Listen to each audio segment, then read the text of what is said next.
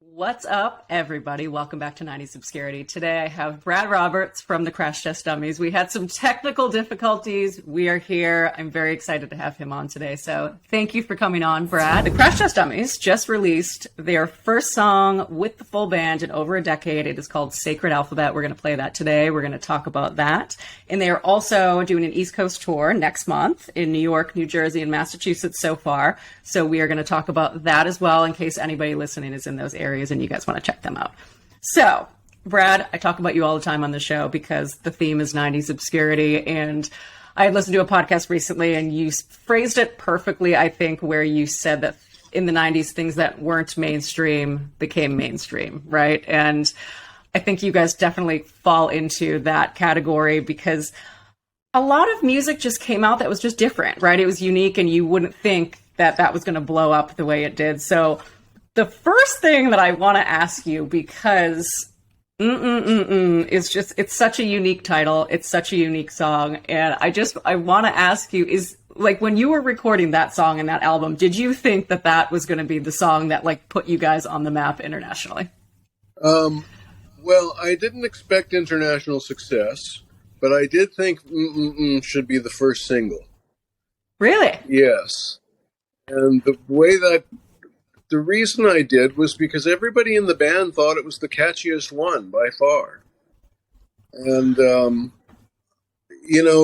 to be quite honest with you, for many years, people would ask me, so why'd you hum the chorus? Why didn't you make up any words? Couldn't you think of anything? And I'd be like, oh, no, less is more, less is more. This provides atmosphere between the verses and, functions in the song in a way that makes sense. And in fact, to be quite honest with you, I couldn't think of any damn words.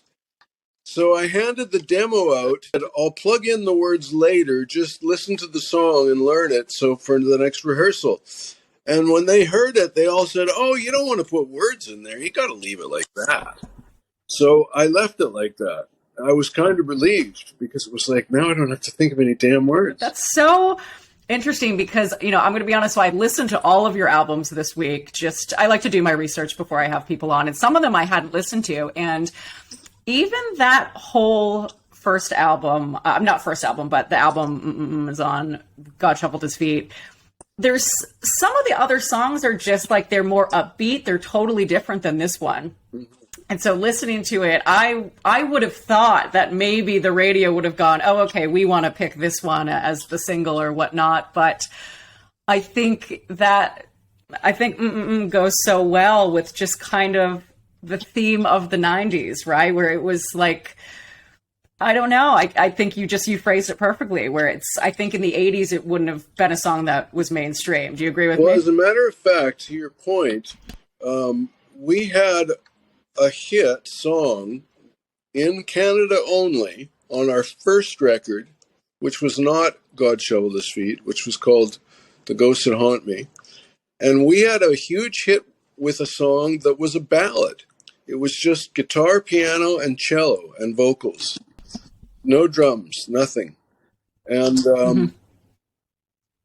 and that song although it did extremely well in Canada, they just couldn't get any traction with it with radio airplay in the United States. That was Superman's song, right? Yes. And Superman's song came out in 91, but by 93, the climate had changed. Nirvana had broken. And all of a sudden, bands that were doing something that was outside of the mainstream were welcome. Even if you weren't doing music that sounded like Nirvana. Obviously there was a punk scene that had that as a common denominator, but there were all kinds of other things going on too, and we were one of those. Yeah, I always think of like Loser by Beck when that came out, or like She Don't Use Jelly by the Flaming Lips, right? Like, I mean, you had some strange lyrics, you had some strange music, and it just worked, and people loved it. And I find it so interesting, and it's kind of one of the things I love about the 90s is like, I don't think a lot of those songs would have worked if it was a different decade. But you guys, I mean, you fit right in there. But it's funny you mention Canada because was not the big one in Canada, right? No, it wasn't. As a matter of fact, our hometown newspaper printed this incredibly negative review of our record, and the Canadian industry just seemed to fall into suit. The radio didn't want to play the song, video stations didn't want to play the video, and it still hadn't got anywhere in the United States. So they just flushed it down the toilet. Canada eats their own is the phrase that my American agent used. It's just a phenomenon. But fortunately for us in Atlanta, Georgia, of all places, we started getting airplay on a local radio station, and people started calling in and saying, "Who's that guy with that voice?" And not only were we getting calls for the song, but people were going and buying the record at the store. And as soon as the local label rep noticed that, they were put a call into head office, and they were like, "This could go. We should jump on this." And Clive Davis, who ran Arista Records, plugged us into the machine at that point. And we then climbed the chart up to number 2. He was furious that it didn't get to number 1. Clive Davis was. I was okay with number 2. Yeah. but in any case, in the meantime, Canada was watching with their mouths gaping. And I mean the Canadian music industry, not Canadian fans. Canadian fans were always on our side. But the music industry were watching with their mouths agape as our record exploded based on this song that they'd rejected. And so they wanted a song to play. And we actually went back to Canada and made a video for another song so that they could play a single that wasn't while the rest of the world was playing just so they'd be able to play Crash Test Dummies. Yeah, I read that there were 2 other songs on that album that were more successful in Canada than this one, which is it's so interesting how certain songs do well in certain parts of the world and not others. Because there was a band. So you're from Canada. Have you ever heard of the band Big Wreck? They came out in the 90s. Big Wreck? Mm-hmm. Yeah, I have. Yeah. So they were a band from Boston. They went to Berkeley. And they were played on the radio in Boston for a minute in the 90s. They had a fantastic song. It was called That Song, actually. And they blew up in Canada and nowhere else. And to this day, they are huge in Canada. They still tour there. And I'm scratching my head going, why did this band take off in Canada? And people in the US have no idea who they are anymore. I don't know how this happens. No, I don't understand it either. There's also a phenomena of Canadian artists crossing over into America and doing very well, and then other Canadian artists never making it across the border, and yet they have huge reputations in Canada. So I am going to kick off today's show with, we're going to play some of your newer stuff too, but since we're talking about it, I think that's appropriate. This song came out when I was a teenager. And listening to the lyrics, this is my one time I can ask you this question, because I think my whole life I've been like, what is this song about? And how did he come up with these storylines? So, I guess I kind of get the first 2 storylines, right? It's just people that are self-conscious about how they look and based on circumstances. But the last storyline in it about the church, I don't get it. If you could shed any insight as far as how you came up with the song, what these lyrics are about, I would love that. Well, the verse that you claim not to understand, the last one, is based on a friend of mine who grew up in a very religious family, and they used to go to a Pentecostal church. And I don't know if you know about the Pentecostals, but they're holy roller. I do. They my friend was part of that religion for a long time. Yeah. And they speak in tongues, and they get crazy with it. And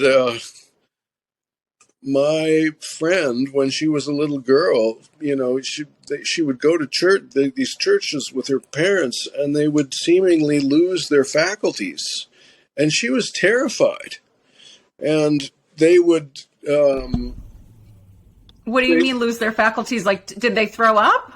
Is that what you're saying? No. I mean their faculties, as in their mental faculties. Like they would abandon themselves to the Spirit of Jesus Christ and start rolling around the aisles and speaking in tongues.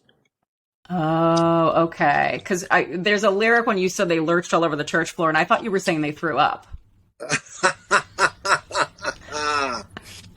No, not throwing up. Okay, so they're just rolling around on the floor speaking in tongues. That's what that's about. Yes, you've heard of the Holy Rollers? I went to Catholic school for 8 years, actually, growing up, so I know quite a bit. Okay, well there you go. I won't lecture you any further. Yeah, what wasn't by choice. That was a parental decision that I didn't agree with, but I did finally convince my mother to let me go to public school in high school, so that was a win. Nice. Yeah. All right. So I have some clarity on the lyrics now. I'm very happy about that. Thank you. Okay. So you guys took a hiatus in the 2000s. You got back together in 2018 for the 25th anniversary of God Shuffled His Feet and started touring again. Is that right? That is correct. Okay. And then last month you released Sacred Alphabet. So I'm curious, what made you guys just get back together, start touring again, start creating music again?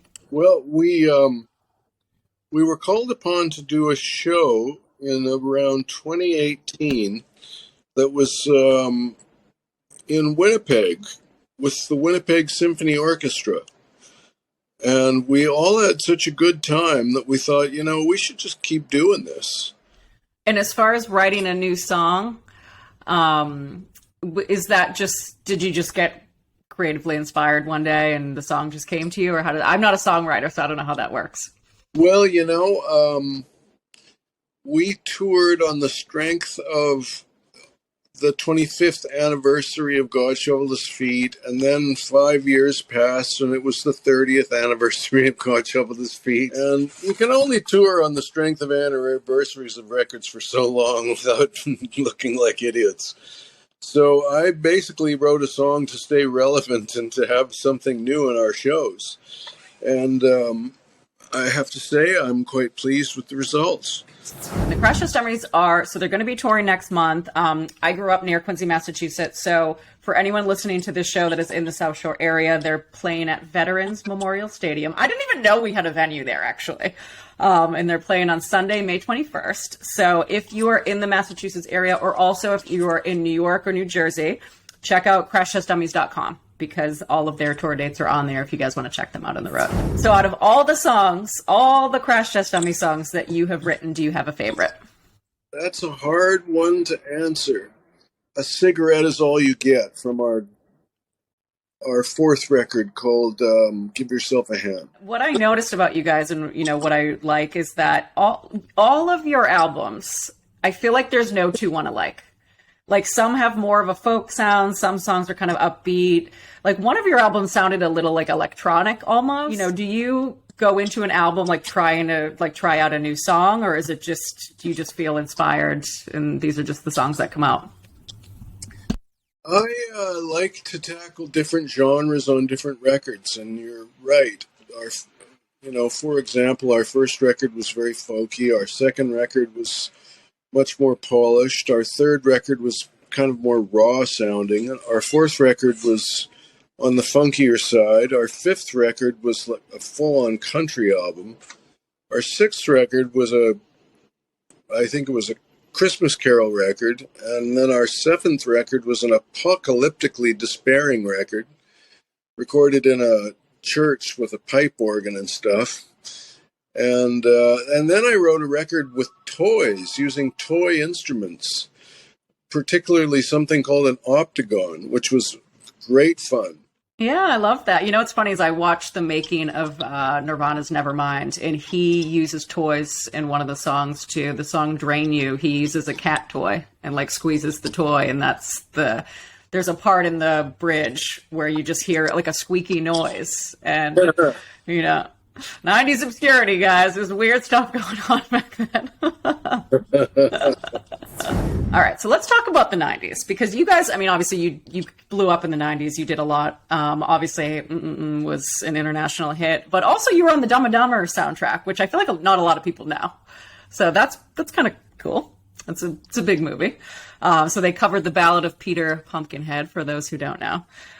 So I'm curious just to hear your thoughts on music in the 90s, why you think that it just a different sound became mainstream, what you loved about it. Like, because for me, part of it's nostalgia, but part of it, I think, is that the music was so diverse in that decade, because like early 90s, you had R&B, and then grunge came in, and then goth kind of became a thing, and Marilyn Manson came out, and then you had nu metal with Korn, and then you had pop with like Britney and Christina and the boy bands in the late 90s. So there was so much going on, I feel like. So I'd love to just get your thoughts on, what you think about just if there's anything you loved about that decade, if you have any thoughts about music, etc.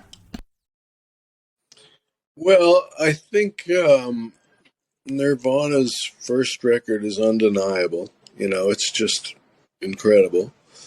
I always loved that record. Is this Nevermind? Yes.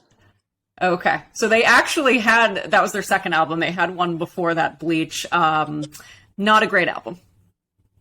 Okay. Yes. I forgot about that completely. Oh, no. Nevermind. Nevermind's fantastic. So that would definitely be a highlight of the 90s. I like Toad the Red Sprocket. They were always wrote interesting songs. Who else did I like in the 90s? I had some guilty pleasures, like, for example, Jon Secada. Or Jon Secada? How do you pronounce his name? Jon Secada. My mom loved him, and she would play him all the time. And it's funny because I feel like now that I'm an adult, all the music I hated growing up that my mom played, I love now. I'm like, Jon Secada is amazing. Remember that song? Just another day without you. That was an awesome tune. I used to play that really loud on the jukebox at the pool hall in Winnipeg. And I liked that song. Another guilty pleasure was that song, Free Your Mind and the Rest Will Follow. I sang that karaoke once. It wasn't good. Oh, yeah? Yeah. So I always do this when I have people on the show. So if you can pick one song to play next from the 90s, not a Crash Test Dummies song, but maybe a song that was like a musical influence for you, or that you just loved, that like just something that comes to mind when you think of like a fantastic song from the 90s. What do you want to play next, Brad? I'm going to put you on the spot again. How about we play Why by Annie Lennox? Okay. Love it. I thought you were going to say Jon Secada. I was. But I thought maybe I'd be repeating myself, so I tried to come up with something fresh. You know what we can do, Brad, because it's my show and we can do anything we want? We can play both. Yeah! It's funny, my friend and I were driving back from Tahoe like a couple years ago, and she said we have like a 90s R&B playlist. She was kind of more into the R&B, and she said, who I really loved is Jon Secada. And I was like, really? Like my mom listened to him. And she put on that song, and I was like, damn, this is a good song. Like I got to give my mom credit because Jon Secada's good. I listened to all of your albums this week. And I have to tell you, besides God Shuffled His Feet, obviously, that's a great album. But you know what my favorite was? Do you want to guess? I can't imagine. Puss in Boots. Oh, really? That's interesting. It's a great album. That's interesting. Yeah, why? Well, I was talking to the guy that I made that record with just the other day, and we both agreed that there are things we would have done differently. What would you have done differently with that album? Oh, there's just a few moments when I think there's too much going on. It could have been more pared down. Okay.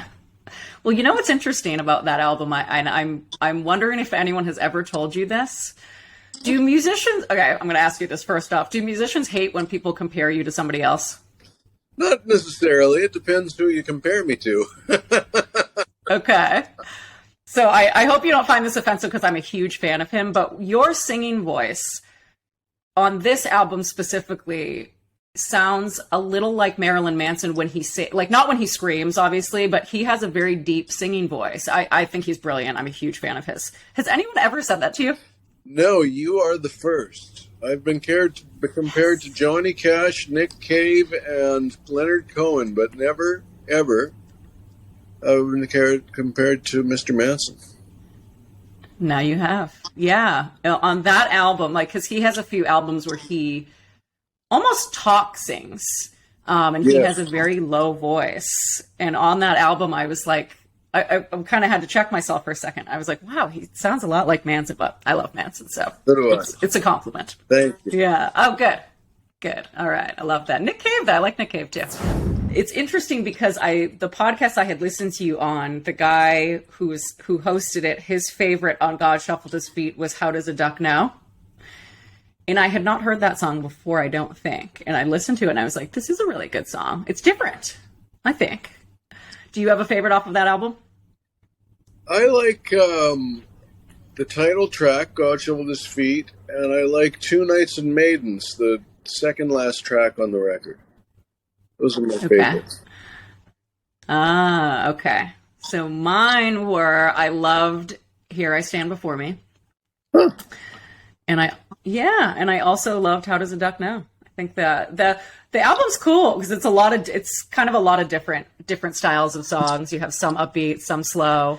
So before we wrap up the show, I want to thank you, Brad, for coming on. It's always fun to have people on and talk about your music. Well, so I appreciate your time. Thank you for having me. I appreciate being on the show.